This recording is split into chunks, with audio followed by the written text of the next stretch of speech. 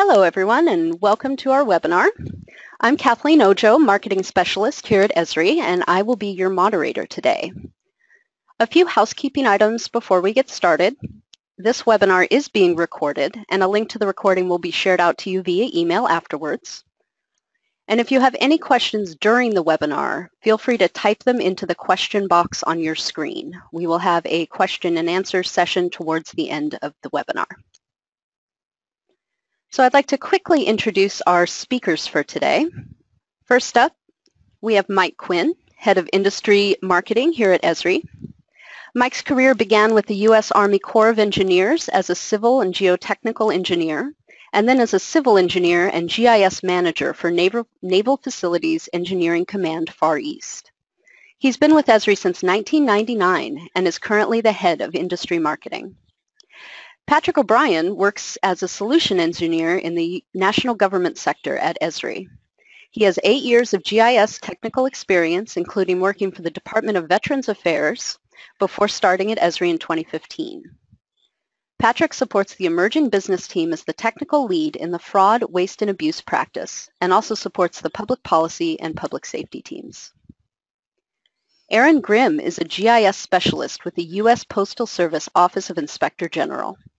After receiving a bachelor's in geography with a focus in GIS, she has been immersed in GIS for the last 11 years, 6 years in local government, 5.5 in federal government with a focus in law enforcement. Thank you all, and let's get started. I'm going to hand it over to Mike. Thank you, Kathleen. Good morning, and it's a pleasure to be on this webinar. I want to thank everyone who is attending and for joining us today. We have a pretty exciting technology to show you, and we have a special guest, Aaron Grimm from the USPS, as well as, of course, Patrick and I, part of Esri, really talking about how we look at fraud, waste, and abuse at the national level. Together, I think we're really going to show some highlights and demonstrate some innovative and compelling GIS technology to help you detect, catch, and efficiently allocate resources for fraud, waste, and abuse in a platform launch. So today we know fraud, waste, and abuse is a very large and problem. It's a concern for the government. We also know that this type of activity is not just at the federal level, but also we see similar, if not exactly the same types of problems at the state and local government level. And we're also starting to see more private industry using some technology to find out about some of the waste and some of the optimizations that they can do with technology. According to the U.S. Government Accountability Office, just improper payments alone made by the federal government cost taxpayers about $125 billion in 2014. Based on a $2.1 trillion budget, that's about 5% loss in taxpayers. Actually 5% loss to the government budgets to fraud alone, and some agencies are providing health and human services. This amount of waste and abuse can get up to 30% for their entire organization's budget. So it's a problem, and what we see right now is that even in today's fraud net, the amount of complaints and allegations that are coming across the board are quite large, quite significant, and very difficult to track. What we're finding out is in some of these allegations that come across as either fraud, waste, abuse, or mismanagement, there's millions of records to have to sift through for an agency, and it's very difficult for them to prioritize which particular allegation or which particular incident that's actually been reported should be investigated. At the same time, all this information requires a group of people, auditors, inspectors, and also investigators to be able to look through all this information, and they're finding that it's very difficult to actually be able to really pull out any good information in a timely manner. And in many cases, this turns into a forensic type activity versus them being proactive and predictive in trying to find these issues.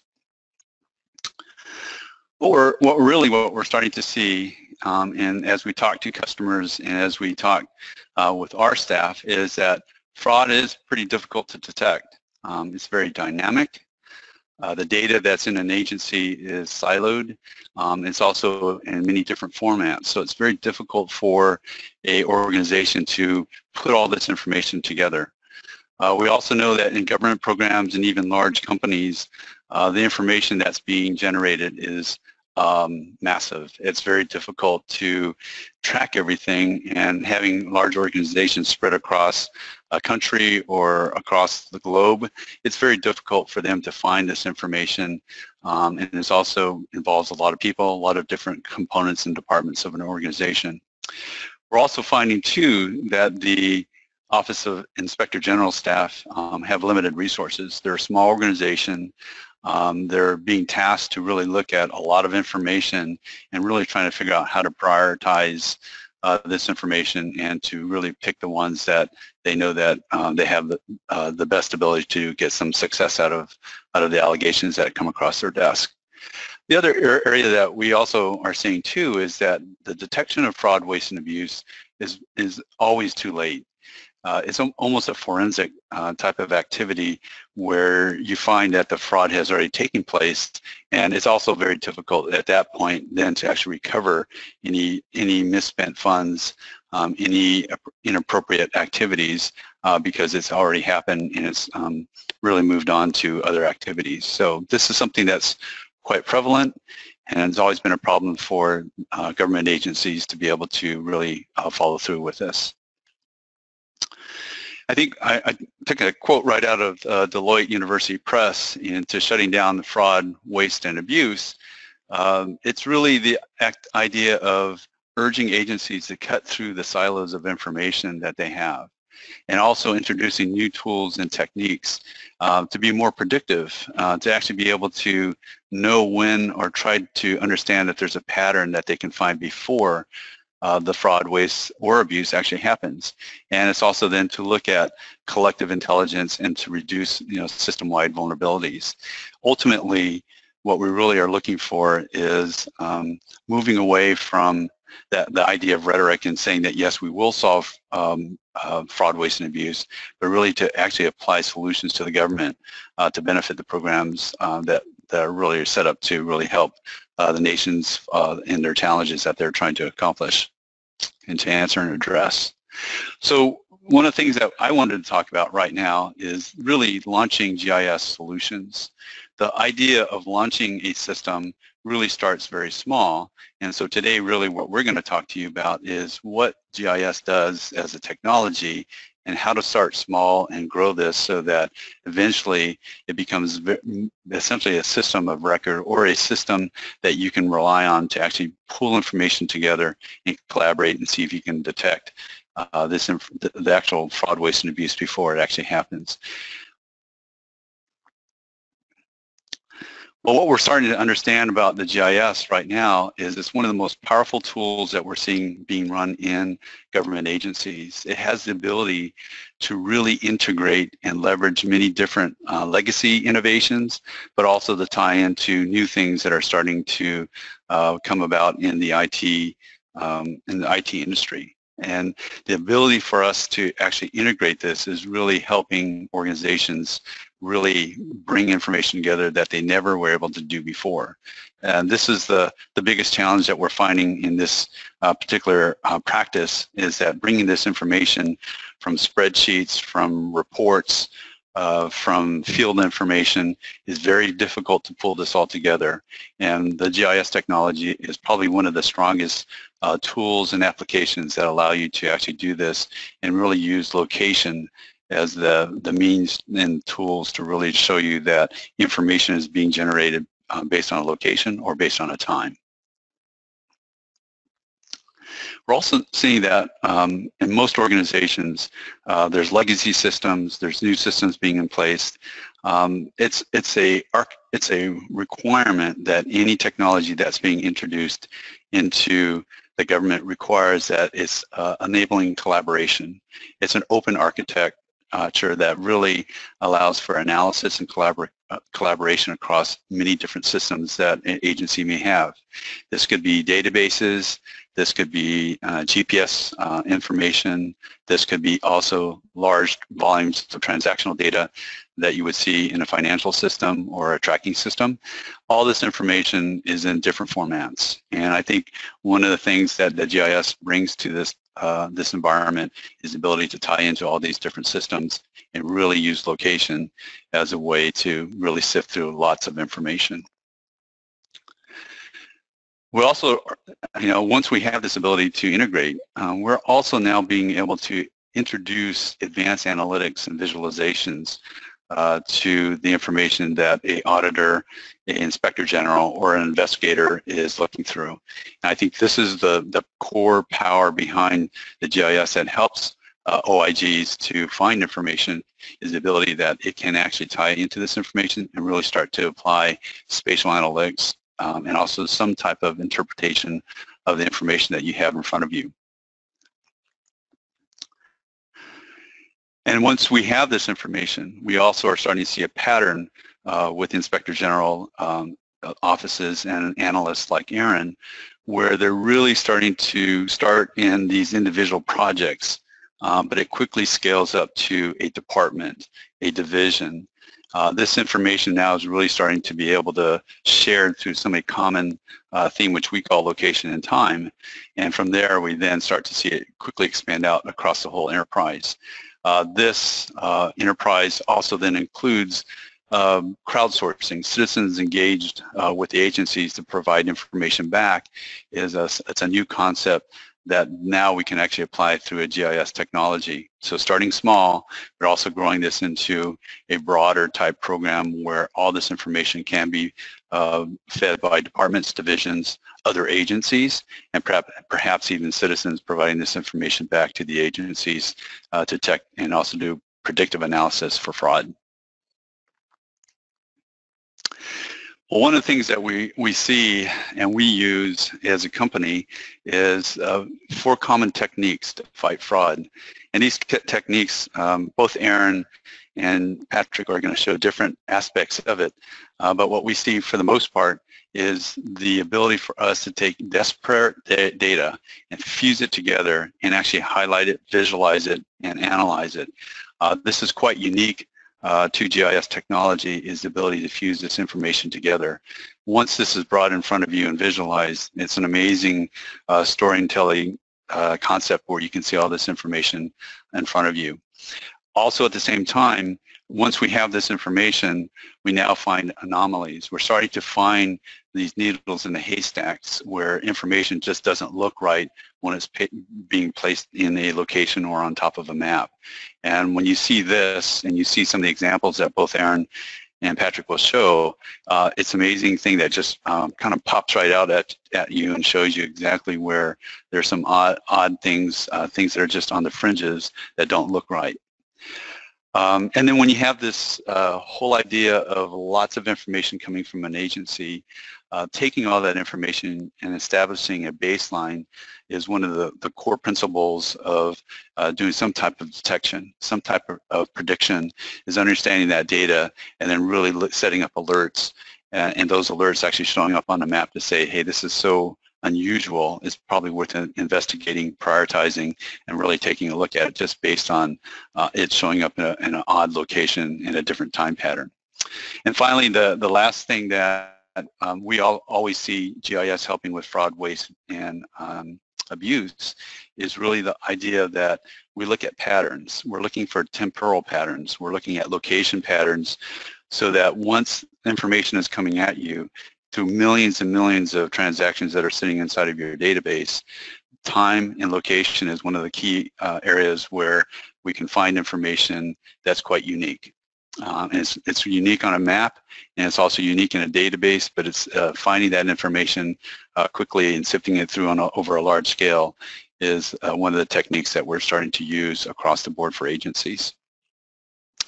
So at this stage, really what I want to do is say, help get Patrick stood up to really start thinking about, what do I do to get started? What's the initial launch of a platform that will help me start to look at fraud, waste, and abuse, and what are some of the things that I will start to see infused together that will make a difference in terms of me really starting off as a GIS project into a program that goes and scales to a very large program to help me essentially optimize how I spend and catch those things that really should not be happening in my agency. So what I'd like to do is go ahead and pass this over to Patrick as he gets set up. One of the first things that he's going to really start to do is show and demonstrate how different data sets are being brought together on a map. This is quite unique, and one of the fundamental issues or I say technologies within GIS that can really show how by bringing different information together in a common framework, you can really start to solve a lot of problems. So I'm going to turn this over to you, Patrick. Okay, thank you, Mike. Okay, so thank you, everybody. So for our first demonstration, we wanted to demonstrate a simple process in GIS, fusing disparate data sets together. So what I want to start off with is talking a little bit about the applications that we're going to use. Right now, you're looking at a web interface. This is ArcGIS Online. We also have this as Portal for ArcGIS. Many of you may know Portal for ArcGIS is set behind a firewall, but it behaves in the same manner. As you can see, this system knows who I am. I am logged in, so I have certain access and use constraints with my login, as well as access to my data sets and other data sets available to me. This is a demonstration organization that we have created for the Office of Inspector General's community. We have, if you follow this URL, oig.maps.arcgis.com, you can come in here and look at some of the public-facing applications that we have. As you can see, we have a map tab here. So I've already created a map and started working on this first project of fusing disparate data sets together. So what I'm going to be looking at today is SNAP retail stores. The USDA determines which stores have the ability to sell groceries to those who have food stamps. So they have published their own data. So I've connected to this resource via the web. This is open information. I have brought this into a new web map within my organization. There's a couple different data sets that I want to add on to this. So the first thing I want to add on is demographic and socioeconomic information from the open web. I can do that by running the geo-enrichment analysis tool. So within this web interface, I have a list of tools that I have available to me, and one of those is the data enrichment tool.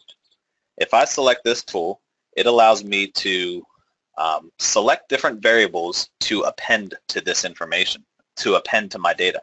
So I can select what stores, what layer that I want to append information to, and I can select variables. These variables come from Esri's demographic team. We have a team of PhD level statisticians, demographers, and economists that grab this information from authoritative sources such as the Decennial Census, the American Community Survey, the Bureau of Labor and Statistics, and many others.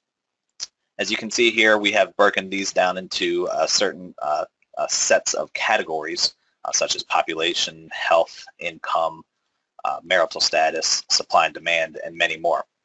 There is a plethora of information on here, so I just want to start searching to see how I can fuse information to these DC SNAP retailers to try to identify fraud.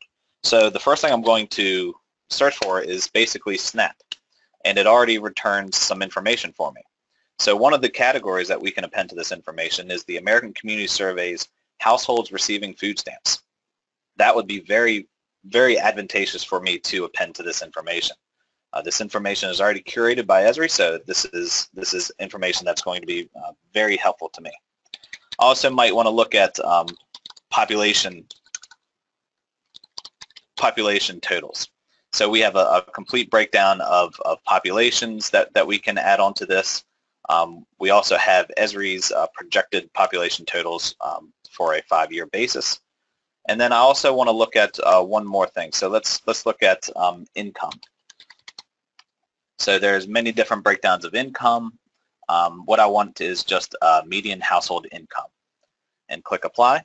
Now I'm going to append these 3 variables to each of these points. I have to determine what's my search area. So I can define areas to search, such as line distance, walking distance, driving time, or driving distance. So this type of information, you know, based off of how big of a search area I want to use, and also do I want to use a road network to perform this search. I will select what I want to name my results in layer, and also where I want to save it within my content, and I can run the analysis. I've already performed this specific analysis, and this is the result that I got. So what we're looking at here is we're looking at a smart mapping representation of this new data that we appended to these stores. This information is interactive, so if I click on a location, it gives me the address, city, and state of this store. It is a CVS pharmacy. That information is coming from USDA. All of this other information here, such as the households with food stamps, the total population and median household income, is coming from that geo-enrichment. So now I have a new layer with these new values, and I'm looking at it in a different way. So right now I'm looking at the size of the diamonds indicates the number of households with food stamps within a 1 mile distance, and this color indicates the median household income, where teal is a very high income and red is a lower income level. So I'm not done with this information. I want to add in some information. I'm going to put myself in the shoes of a GIS analyst at the USDA. We have been working on this project with USDA, and we've been doing some similar analysis. So I'm going to switch to a desktop application. This is ArcGIS for Pro. This is ArcGIS Pro. So what I have here is I have brought in a worksheet. This worksheet here has data in it, so it has a store number ID and a what we're calling an AMR, so an average monthly redemption. So how much money is being spent at each of these stores on a monthly basis on average. This is demonstration data that I have mocked up myself, so this is not USDA proprietary information. So what I want to do is I want to take this information and join it with that layer that I created in ArcGIS Online.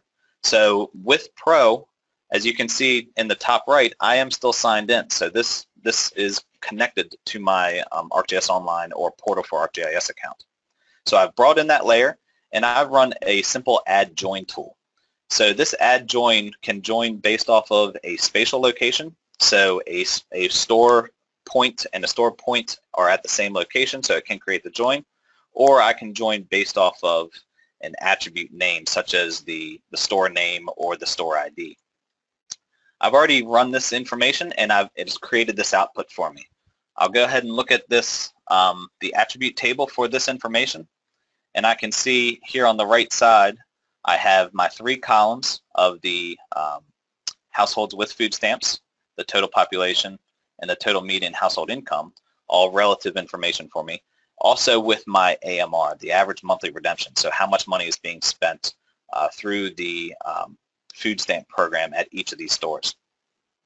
Now once again, this information is not just available within this desktop application.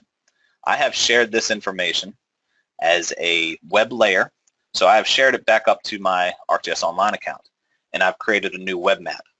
So now we're looking at a different layer. So this is a different layer with all of those data attributes fused in together. So now we're looking at the size of the diamonds. Also still indicates the households with food stamps, and the color of the diamonds indicates the AMR, the average monthly redemption. So by fusing all of this information, I've been able to create a new information product. I've created a web map that I can share within anyone in my organization. I can share it to the public. If I share it to the public, I can embed this into a website. I can also send this link and send it to anybody so they can open it up in their own browser, or I can create a new web application.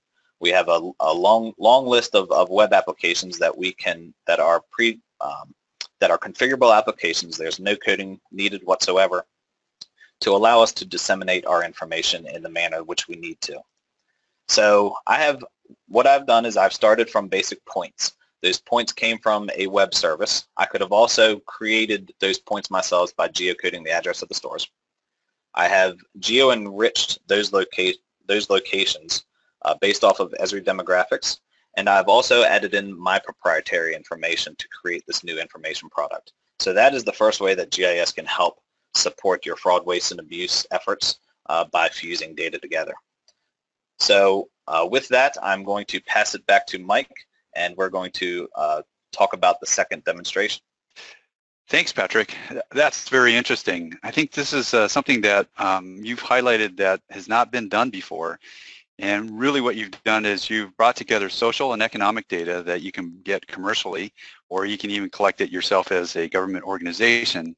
But you've actually married that together with government data showing where the SNAP locations are. What I find very interesting is that you've actually put this onto Story Map, which is our way of publishing a very interesting map and the results of the analysis and the fusion that you've done.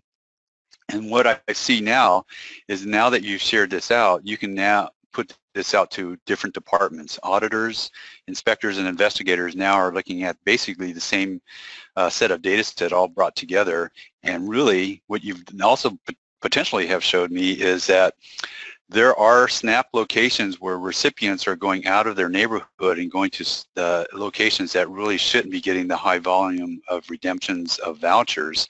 And that's a pause and a cause for maybe the inspectors and investigators to go really check out if there's potential fraud there.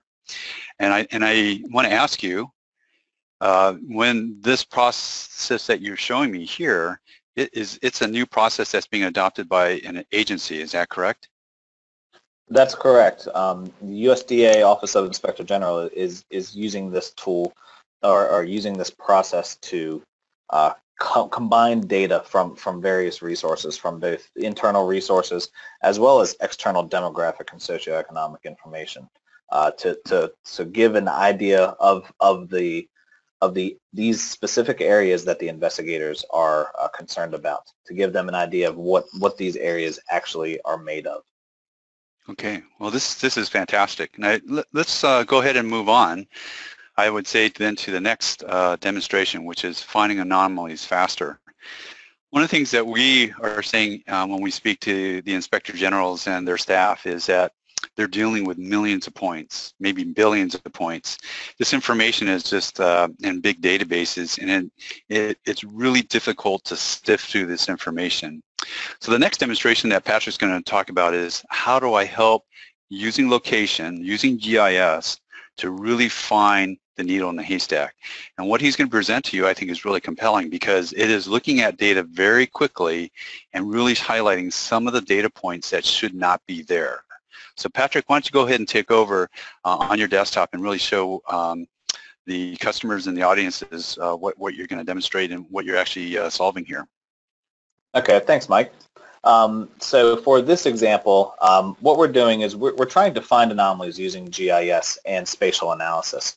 So I'm back into my my ArcGIS Pro, my desktop application, and I'm going to use a spatial analysis to try to find anomalies from a very large data set.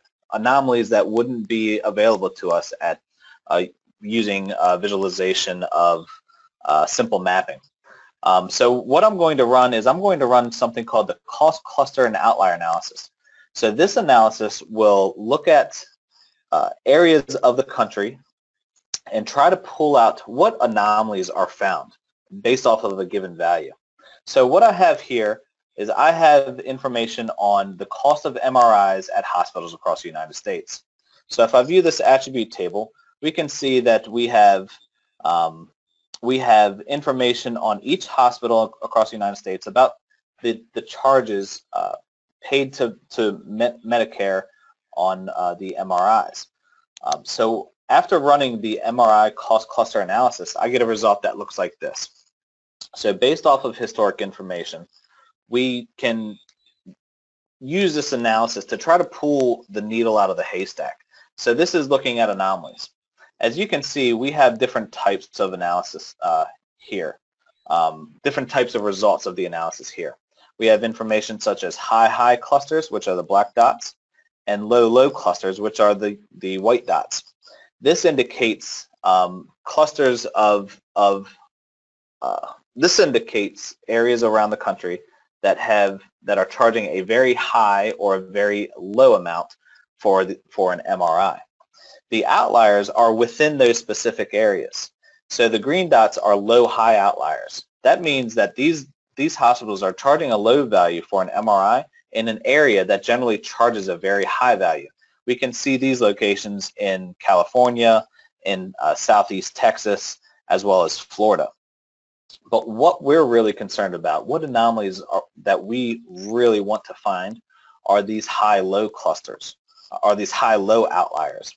That indicates a hospital charging a very high amount for an MRI in an area that statistically charges a very low amount. We see this mostly through the Appalachia and Midwest. So if we come down here into Pittsburgh, we can look at information for each specific hospital. So this hospital here, University of Pittsburgh Medical Center at St. Margaret, is charging an average submitted charge for an MRI of $3,344. When just down the street at Jefferson Regional Medical Center, they're charging $1,280 for an MRI. So as you can see, the results of this analysis are very interesting. They are looking at neighborhoods around the country of the cost of MRIs. Then they are pulling out, based off of those neighborhoods, where are the outliers? Where are the hospitals charging a very high amount in an area that statistically charges a very low amount? Now, this could potentially identify fraud, and a way that we are using this currently is also at USDA OIG.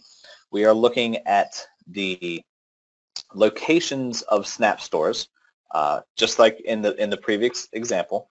We are looking at locations of SNAP stores and running this analysis off of the average monthly redemption.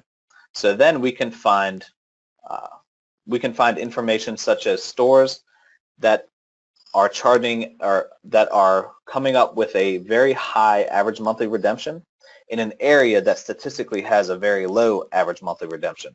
So just like in the last analysis, why are people traveling to this one store to redeem their food stamps? Very interesting analysis using our desktop application. So this is very high-level spatial analysis developed by a team of PhD-level statisticians and demographers within Esri that create these easy-to-use tools for us simple GIS analysts. So now I'm going to pass it back to Mike, and we're going to talk about the next way that GIS can enhance your workflows. Thanks, Patrick.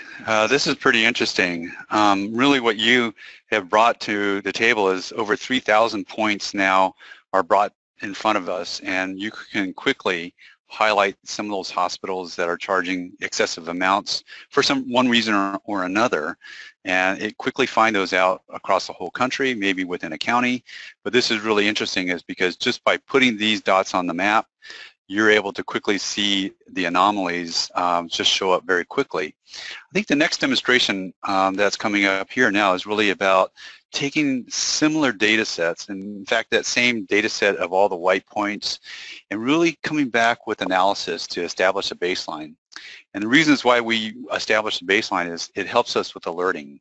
Rather than sifting through millions and billions of points all the time, really what we want to use GIS for is the ability for us to create a baseline map that allows us to essentially say the cost or the average cost or the average something should be here in this particular part of the country. So when a unusual dot shows up in that particular map, it all of a sudden sets off an alert for us. And so, Patrick, I'd like for you to go ahead and talk about how you've done this analysis and this interesting map that you've created for a user once they have a very large data set and they're trying to establish what the baseline or patterns look like. Okay, thank you, Mike. So once again, as Mike said, we are going to use the same data set that we used in the previous example. So this is the MRIs at hospitals across the United States. And the last analysis that we did was looking at historical values and trying to pull out outliers from that historic information. But now, using that historic information, we want to look forward to the future to be able to possibly make a predictive model.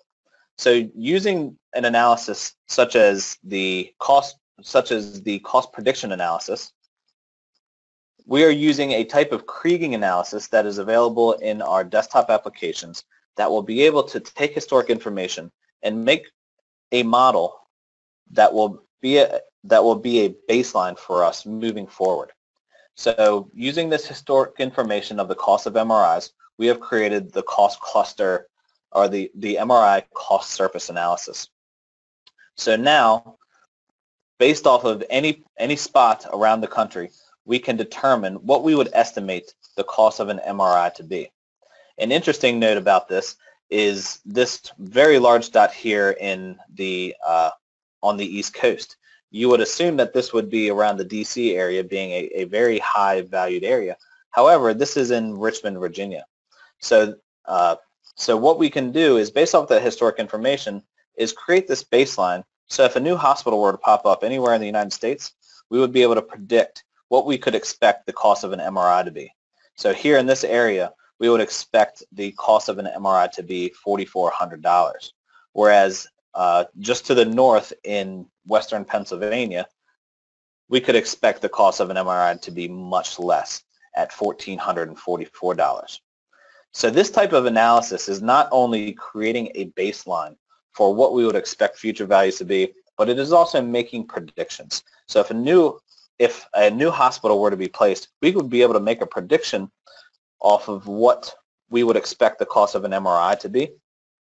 But that will also give us a baseline to relate events that occur in the future to this map. So if a new hospital were to be placed anywhere in the United States, we could compare the cost of an MRI being charged at that hospital to this baseline.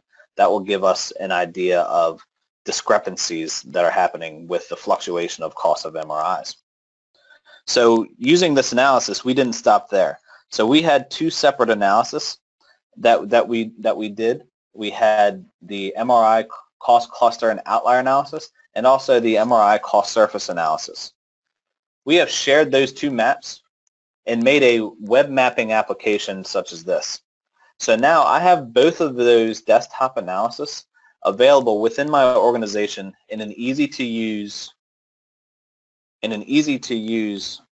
mapping template. So there was no coding done whatsoever when creating this mapping application, but it has the power to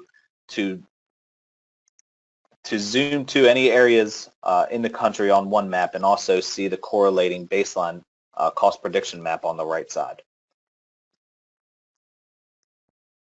So now I want to pass it back to Mike, and we're going to talk about the final way that using GIS can enhance your organization's workflows. Hey, thanks, Patrick. This is really interesting. I mean, I'm looking at this map right now, and what I see is a very interesting pattern here. It looks like costs. There are hot pockets of higher MRI costs in very large urban areas, but Richmond was kind of an anomaly that really came out. You would think it would be closer to the DC area. What I also noticed is that the costs seem to be higher in the south, and the costs seem to be lower when you go up to the north. And so again, you can't find all these patterns like this just looking at a database. What we're really looking at here is a baseline that says now, the next time another MRI charge comes in here that shows up in the blue area that has a cost of someplace near San Francisco, it sets off an alert. It's a very efficient way for you to figure out by exception how to go after something, because it just doesn't fit a pattern, or it just doesn't fit in that particular region. We're going to go ahead and start to move to the next slide, which really talks about location and temporal patterns. What I think is really interesting about this is many Inspector General's offices have tip lines, and these tip lines get thousands and thousands of tips every day. But what's very interesting about this information that Patrick is going to show you is that he's going to show you a location and time in a certain particular area, and there's something going on in a region that should be looked at, and it's a great way for you to allocate resources, because now you can look at time and you can look at location, and you can move your limited resources to that location based on certain patterns that show up in the analysis. So Patrick, over to you. Okay, thank you, Mike. So what we're trying to do here is we're trying to harness something that most OIG communities have. So most Office of Inspector General communities have is a tip line. Now, tip lines can come in various different formats, But the one that we're working with today is the tip line from the Consumer Financial Protection Bureau, CFPB. They have published their tips on the open web. So what we have done is we have harnessed those and geocoded the locations. So right now we are viewing over 580,000 points of tips coming in from the public. So doing something with this very, very immense data set is very hard. Trying to find hotspots of this information could be very useful to us. However, this is spread over a large period of time. So we're looking at a time period of 93 months here. So one kind of tool that we can run using high-level spatial analysis is the Emerging Hotspots tool. So what this tool does is this tool looks at all of that information over time and creates different pattern types for areas around the United States. So here we're looking at these patterns in a hexagonal shape, which will aggregate all of those points to that hexagon and then create slices over time to see what kind of patterns are happening. So as we can see here in the Northeast, we are looking at hotspots. Now, however, these hotspots are determined in different types of ways.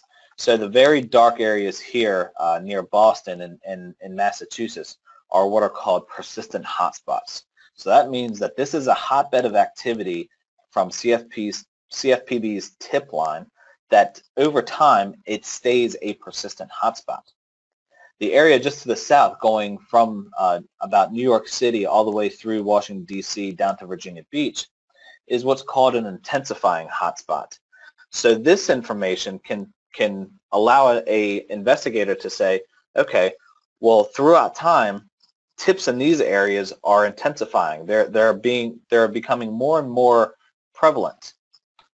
We also have the same types of information for cold spots, and as you can see, through the Midwest, all the way from Louisiana up to the Dakotas and Minnesota, these are areas of potential cold spots.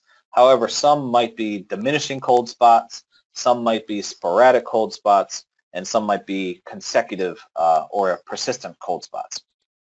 What's interesting to me is this area down here near Houston, Texas. This location here is what's called an oscillating hotspot. So that means that over this time period that we're looking at, this location becomes a hotspot, and then the hotspot diminishes, and then it becomes a hotspot again, and then the hotspot diminishes. So over time, that location is oscillating from a hotspot to not a hotspot. We can view this information in a different manner by looking at a three-dimensional scene of these locations. So as you can see here, these hexagons are broken out into a different manner to where we can see each time slice of these tip lines. So what I'm going to do is I'm going to single out just the location of the oscillating hotspot by creating a definition query. So once I create a definition query, I can view only the Houston area. So this is the oscillating hotspot that we were viewing. So as you can see, down here at the bottom, this was actually a cold spot at one point. And then it became not significant. And then it became a hot spot, and then not significant. And then a hot spot again, and then not significant. Now it's become a hot spot again. So this type of analysis using the emerging hotspots can look at information over time and tell us what kind of patterns are happening. So we're looking at immense data sets in a holistic view. So looking at all of our data and computing analysis over time and space. So this information is also really interesting because it doesn't have to be saved just here. We can also share this out, just like we did with our MRI analysis, to a story map to make a more powerful viewing capability and allow for better sharing and collaboration with our organization. So now I'm going to pass it back to Mike. That is the end of our demonstrations, and if anybody has any questions, please let us know. Thanks, Patrick. This is very interesting. What I find quite compelling about this is, having worked for the government, we know that the government goes through different cycles. It could be procurement cycles, end of year budget, maybe the start of the beginning of the budget. It could be a particular time of the year when there's projects that are actually taking place. But the fact that you can marry time and location with the data sets that are being collected by the auditors and also by the inspectors gives me the ability to change and actually allocate resources when we know the hotspots are going to occur. Wouldn't it be great if I could move all the cold spot locations in the Midwest to the hot spots when they pick up on the West Coast or on the East Coast, and vice versa? It makes it very efficient then for the actual OIG teams to be able to hit those based on these types of patterns. To me, that's very efficient, and that's the best way to help any organization if we know that we can help them predict and find these types of patterns so that they don't have to have double teams, redundancies in teams and staffing, and as well as maybe having set up multiple offices to be able to respond to these types of allegations or reports that are coming from the tip line. So I'm going to move to the next slide, which I think is very interesting. It's a reference case and a use case that came directly out of the Consumer Financial Protection Bureau. This is one of Patrick's first demos, which really talked about fusing data, and it's in its simplest form. Really what it brought together was, which I think is very interesting, the ability to take commercial demographic data to show where minority populations were, and also map that up against the bank locations where they're actually doing loans. And in this analysis that the Consumer Financial Protection Bureau did, and with the DOJ, they discovered that Hudson City Savings Bank was actually discriminating against mortgages to those minority communities. And in that process, the bank was actually fined for discriminating. So simple locations, simple fusion of data is an example here of actually a real use case. So I think, to me, the demonstrations that Patrick has really shown us today are just the tip of the iceberg of many future reference cases and many future stories that are going to come out of using GIS and location strategies to help with fraud, waste, and abuse. All right, so the next topic we're going to go to is then moving to use cases with USPS and Erin talking about some of the things that her organization and the data that they have and things that they're trying to solve using GIS to help them as a very efficient tool for fraud, waste, and abuse. All right, thanks, Mike. Appreciate it. Good morning, everyone. Like they already stated, I am Erin Grimm with the Postal Service Office of Inspector General, and I'm going to share with you a few examples today of how we've leveraged GIS. So before I get into the actual examples, what I'd like to do is give you a little bit of background about our mission. So the whole role of the Office of Inspector General is to help maintain confidence within the postal system, and we do this through two mechanisms: through audits, which in general kind of look at inefficiencies and where there's room for improvement in the Postal Service and its operations, and then through investigations. These are a little bit more clear. These are our folks who are out in the field looking at employees who are doing such things as mail theft or like workman's compensation, those kinds of cases. So how the Postal Service lends itself to GIS is pretty clear to me, but to paint the picture for all of you folks who know the Postal Service but don't really have too much of a background, I want to give you some quick little facts. So there are 153.9 million delivery points, which is pretty impressive. And there's almost 245,000 delivery routes, 32,000 facilities, and then, of course, hundreds of billions of pieces of mail per year. So if you think of this in terms of translating it to data on a map, each of these items has a point in time on the map, has that geographic tie to it. So facilities obviously aren't dynamic, but you have mail. So each time a mail piece gets scanned, that package is getting closer to being delivered to your door. It gets a scan, and we get the XY of that scan. So when you think of it in those terms, this is a large amount of data, all geographically tied, and perfectly lends itself to GIS analysis.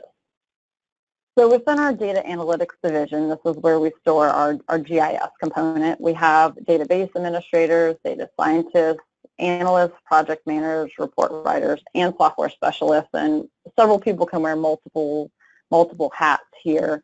But we all work together to come up with the best results for our auditors and our investigators. It's really important for us to make sure we have the correct people at the table. So while I'm the GIS expert and I have that background, I don't know as much about mail theft, or I don't know much about auditing. So we rely on our counterparts and subject matter experts from those particular areas to give us more insight of what they're seeing in the field. And then we can leverage our knowledge of the software and data to give them accurate results. So these are some of the things that we do for the Office of Investigations. Obviously, we want to help them generate leads, help them narrow down who they should be looking into. Also strategic planning, which I have a map up to show you towards the end, and visuals for cases. On the audit side, we provide directions for their audits, and obviously we're going to provide visuals and analytics for their reports. All right, so let's get into the examples. This is the fun stuff. So this is looking at contract fraud. The Postal Service moves lots and lots of mail, as I mentioned earlier. We have to leverage contractors to help us with their large trucks moving the mail from delivery unit to delivery unit, and they travel all over the U.S. moving this mail for us. While they're out on their route, they have Postal Service issued Voyager cards, which are fuel cards where they can gas up as they're going. Well, in some cases, they may use this to fill up their personal vehicle, or they might be using it on a day when they're not carrying mail. Maybe they're carrying something else for another entity, but they might still be using our postal fuel card. So how can we help catch these folks that are doing these fraudulent charges? So we can use GIS by first mapping out all of the route stops. We know, okay, these are all the stops they have to make to deliver mail. From there, we use GIS to calculate the optimal route. And then we can overlay, okay, well, these are all the locations where fuel is purchased. Then we can easily apply a buffer to look at anything that falls outside of this range. And we can see clearly here there are two outliers. So this is a made-up example, but this was applied in real life, and we found a particular contractor that had over $5 million of unauthorized fuel purchases. So it does work as simple, but it gets the job done and quickly. So this is an example for an audit looking at waste. There's these machines called delivery sortation systems that help sort mail. And this map was helping audit look in the Northern Virginia region of where do we currently have these machines and how well are they being utilized? And are they being utilized in the right location, or would they be better serviced somewhere else? So this is showing each of those locations where these machines exist, and the number overlay on there is how many machines are at that location, and the size of the dot reflects the usage. So you can see in some locations where they're being heavily used, but they don't have as many, in other locations where they may have 6 machines, but they're not really being used. So maybe it would be best for those machines to be relocated to another facility. And again, this is something, if you're looking at the spreadsheet, it's really hard to determine, but as soon as you have it on the map, it's pretty clear. This is another audit map that we did. This is all interactive. I'm showing you just a screenshot of it because I have to be careful with what I can display on my screen, but these are all plants that sort mail, and we're looking at where mail is being delayed. So the green dots represent the plants where mail is not being delayed, and the red represents plants where we have delayed mail, and the size of the dot reflects how much the delay is. And then there's pop-ups within this, and you can look at it by the type of mail. So you can see if there's a certain type of mail that's actually being delayed more so than others, and then you can start to decipher, well, why is that? And this also gives our auditors a focus. You know, we're looking at the entire nation. So this helps narrow down locations for them of where they should be focusing their audit. This is another waste example. It's an audit example. It was much more in-depth. So they wanted to look at passport facilities and optimizing it. Do we have too many locations where you can get a passport? Do we have too few? Where are we doing really well with issuing passports and where are we not? And is there any rhyme or reason to it? So what we did was we looked at, well, what determines a successful passport location? And we determined that it was if it had an increasing growth rate in the number of passports issued over a 3-year period, then it was considered successful. And for each of these passport locations, we came up with a geographic profile. So we have the population, income, distance to airports. We did age, distance to other passport facilities, distance to schools, all kinds of things. It was over 200 criteria that we created these geographic profiles on. So here's what one of the results looks like. So this is another interactive map. And we have the population density there in the background. And then we have the actual passport locations, the ones that were not successful, you can see in red. And the larger they are, the least successful they are. And the purple ones are more successful. And the larger they are, the more successful they were. And then auditors can go and click to get more information. They can see more information about that particular facility, like does it take photos for you? What's the distance to other locations, what's the population, and then it shows the number of passports issued over each of those FYs that we were analysis on. And what was interesting is that of all the factors we looked at, the only one that had any tie to the success of a passport facility was its location to a shopping center. So the closer they are to shopping centers, the more successful they were. And now that kind of lends itself to further research, but it makes sense. If folks are out running errands, it's more of an efficiency thing. And then we did this other map looking at, okay, well, where do we have locations that are really successful, but then we have nearby locations that aren't as successful, and why is that? So these are 4 areas throughout the country that we highlighted that the auditors might want to go and check out. You know, what's happening at that one particular location? Is it customer service? Like, what's the wait time in line? And these are all things to consider, but this gives audit a direct location of where to go instead of just picking a spot on the map and who knows what they're going to get. We've also looked at optimizing internally. So the Postal Service is divided into areas and districts, and we at the OIG divide ourselves up in the same manner. So all of our investigators are assigned to one of these 7 areas. And we were looking at, well, are we set up in the right locations? Do we have agents where we need agents? So we can use GIS to help us solve this problem. So what you're seeing now is a screenshot of another interactive map where we have zip codes, and the zip codes are color-coded by the number of cases and allegations that we've had in that particular zip code. So the more red they are, the more cases and allegations we have had in that area.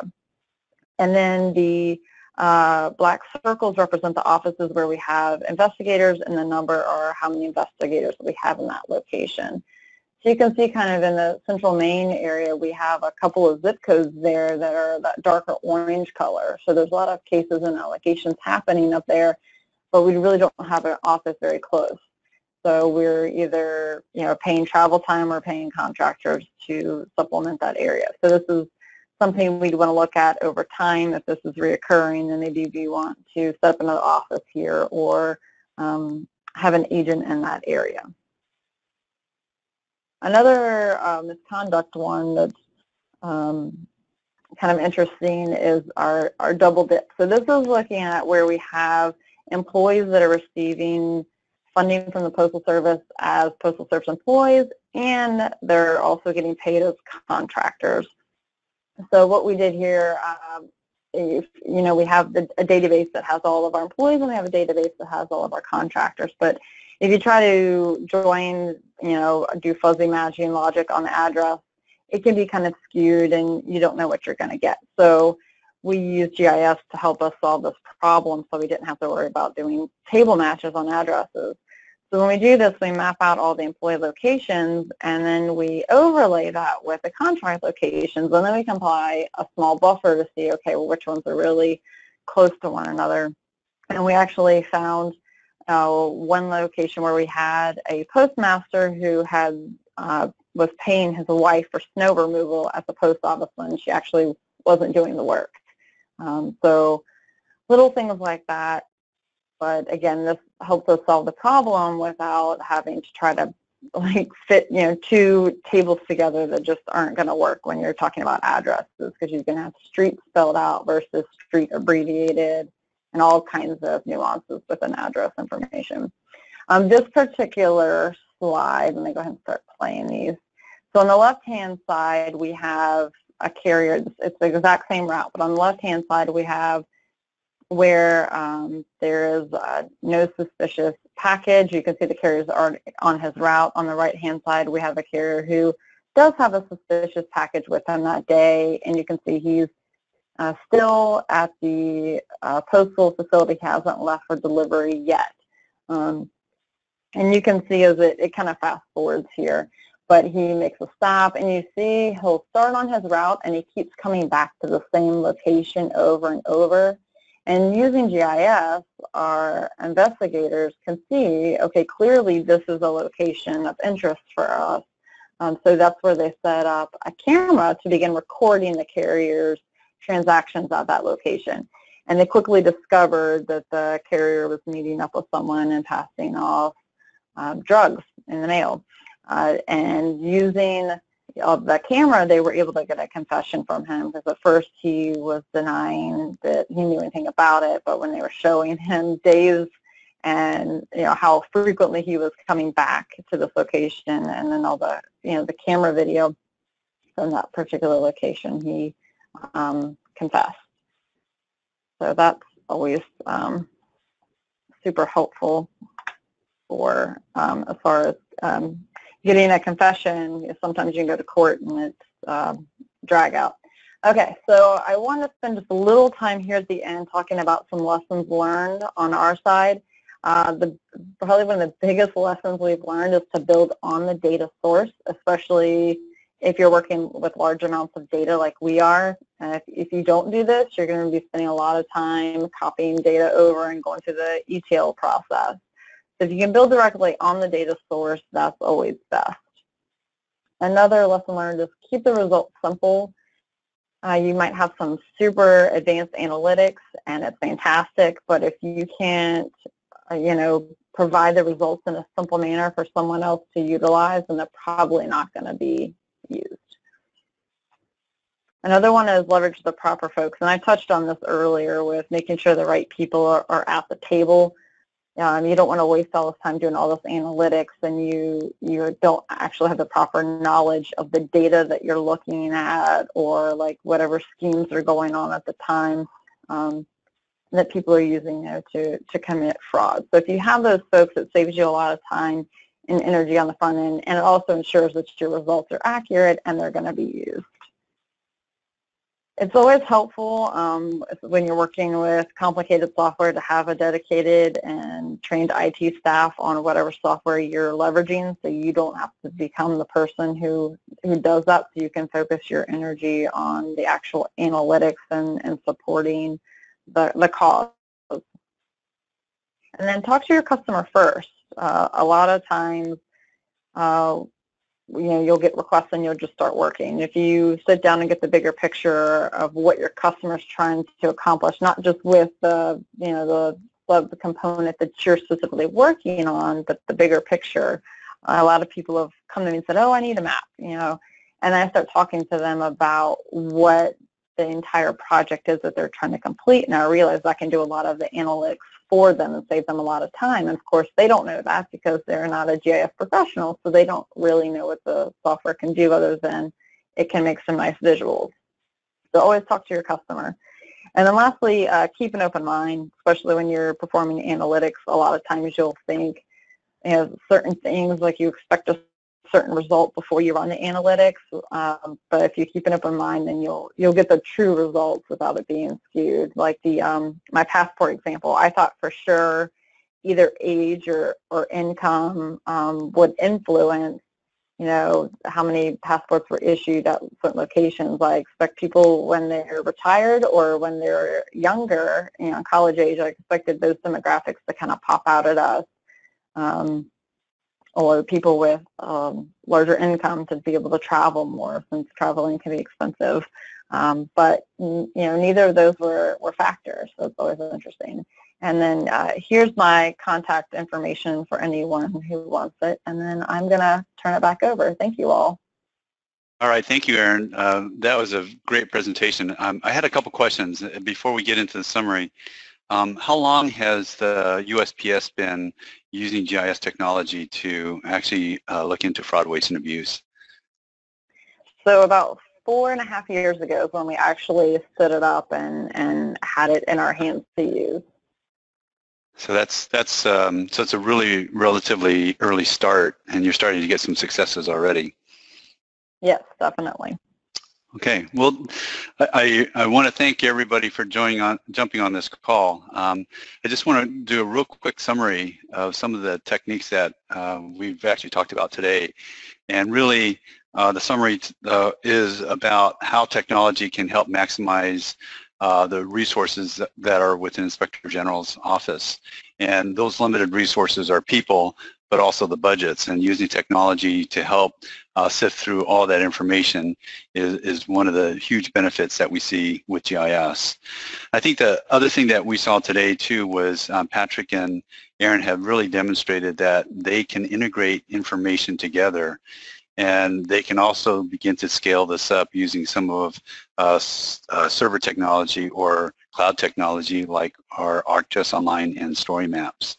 And later on in our series, the webinars, we will show more about how that scales into the larger business information and BI information that actually exists within an organization.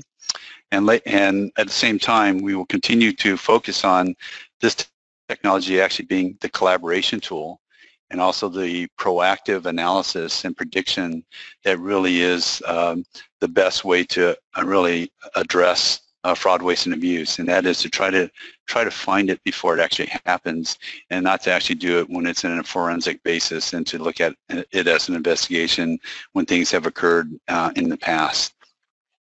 And at the same time, you know, when you start to see these base maps, you're starting to see that you can start to apply these baselines that Patrick actually calculated and did the analysis behind, to really start to look at things more in a preventative mode, and to really start to think about alerts that somehow highlight something that should not be there or is out of the norm. And I think that's really the takeaway today, is the demonstrations and the presentations that Patrick and Erin have done today, is to really highlight those unique characteristics that are being applied to fraud, waste, and abuse with GIS technology. At this point, you know, we've already hit our magic hour, and I apologize for the technical difficulties that we had today. What I would propose that if you do have questions, we do have our website that you can go to. And this website right here on the top URL really allows you to ask more questions and maybe direct them to Patrick and Erin after this webinar. At the same time, our sales team is online too, so that they can actually quickly respond back to you if you do have some questions and some things or techniques that you saw today that you'd like more information. This is probably the best way to do it. The final thing is we do have a series of webinars. This is the first of 3. The next one is going to be in August, and then the final one in October. And you'll start to see us really scale this up into getting into the whole legacy systems and really do the analytics to be more predictive. Today we really did it as a launch and kind of a starting point for you using desktops and some of our cloud technology.